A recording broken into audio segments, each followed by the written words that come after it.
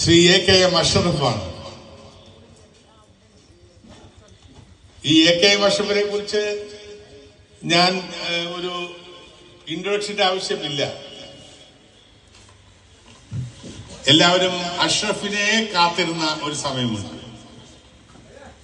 നമ്മുടെ കർണാടകയിലെ ഒരു ലോറി മറിഞ്ഞ് നമ്മുടെ ഒരു സഹോദരൻ ഡ്രൈവർ ലോറിക്കടിയിലായി പോയി. മണ്ണിടിഞ്ഞ് ലോറിയിൽ വീണ് ലോറി ആ നദിയുടെ പേരെന്താ, ചിരൂർ നദിയിൽ അർജുൻ എന്ന ചെറുപ്പക്കാരൻ. എല്ലാവരും കൈയൊഴിഞ്ഞു. ഇനി എന്തിനാ തിരയുന്നത്? ഇത്തരത്തിട്ടെന്ത് കാര്യം, ആ ബോഡി പോലും കിട്ടുകയില്ല എന്ന് പറഞ്ഞപ്പോൾ ബോഡി എങ്കിൽ ബോഡി, ആ ബോഡി കിട്ടിയിട്ടെ ഞാൻ ഇവിടെ നിന്ന് പോകൂ എന്ന് പറഞ്ഞ് മഞ്ചേശ്വരത്ത് നിന്ന് ചിരൂർ പോയി മഴയും വെയിലും കണ്ട് ആ ബോഡി കണ്ടുപിടിച്ച് അവന്റെ ഭാര്യയുടെ മുമ്പിൽ കൊണ്ടുവിട്ട ഒരു മനുഷ്യത്വമുള്ള ഒരു MLA ആണ് ശ്രീ അഷ്റഫ്. ഇവിടെ ഒരു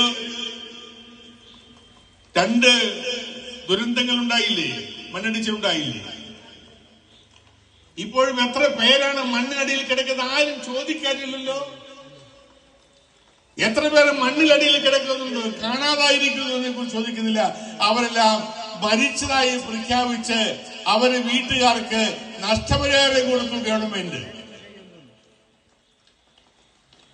കോടിക്കണക്കിന് രൂപ കർണാടക ഗവൺമെന്റ് ചെലവാക്കി അത് നിന്ന ഒരു MLA ആണ്. അതുപോലെയുള്ള മനുഷ്യമുഖമുള്ള MLA-മാരാണ് UDF-നുള്ളത്. ആ A.K.M. അഷ്റഫിനെ എന്റെ പ്രിയപ്പെട്ട സഹോദരങ്ങൾക്ക് വേണ്ടി ഞാൻ ഈ വേദിയിലേക്ക് ആത്മാർത്ഥമായി നിങ്ങൾ സ്വാഗതം ചെയ്യുകയാണ്. അപ്പോൾ ഞാൻ പറഞ്ഞു വന്നത് തൊഴിലില്ലായ്മ ഇവിടെ